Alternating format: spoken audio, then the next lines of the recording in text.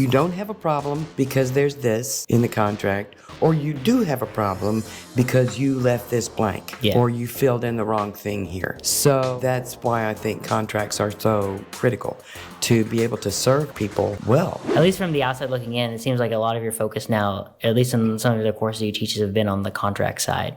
Yes.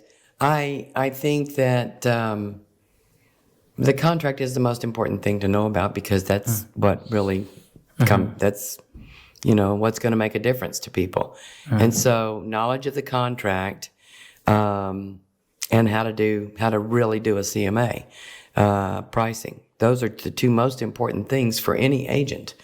But I've seen agents not know what they're doing with the contract, blow people's option period, lose their earnest money, take down their broker with them because they did that. I managed a large office for a while, and what I found was that agents would come in boo-hooing about, this is what's going on, and I would say probably 80%, and I've asked a lot of brokers who manage offices, is this true? And they're like, oh, yes. I would say 80% of the time, I would say, what's going on? They would tell me, and they'd say, well, I have this contract. And I'd say, first of all, is it an offer or is it a contract? There's a difference, okay? And then they would go through and tell me, and the answer would be, 8 times out of 10, the answer's right there. You don't have a problem because there's this in the contract, or you do have a problem because you left this blank, or you filled in the wrong thing here. So that's why I think contracts are so critical, to be able to serve people well. I think that it's a very, very low bar of entry to get into this business. Yes. And most people, 75% of people are gone within 2 years. They think they're going to get a license, make a lot of money, and get out. There's a lot of greed and a lot of stupidity. But the ones that are in for a while, you can tell. And what I tell people is, you need to go check them out on track. See, are there any disciplinary actions, and check out their education.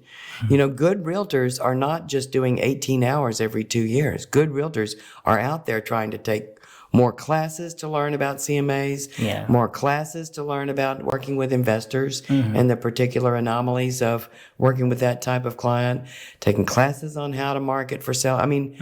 It's, I guess you could have a ton of experience and only have done the minimum in continuing education and learn things the hard way. But it's rare.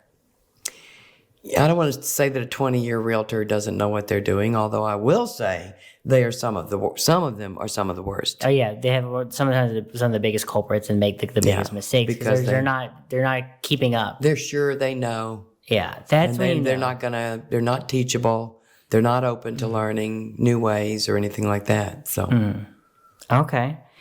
One of the things I was interested. I think I agree with you a lot in what you're saying. 'Cause I think the two biggest skills that, once you get your license, is that you need to know your contract inside and out, and then you need to know your MLS system inside and out. If you do those two things, that will put you in a good space to be able to help any client in most scenarios. Yeah.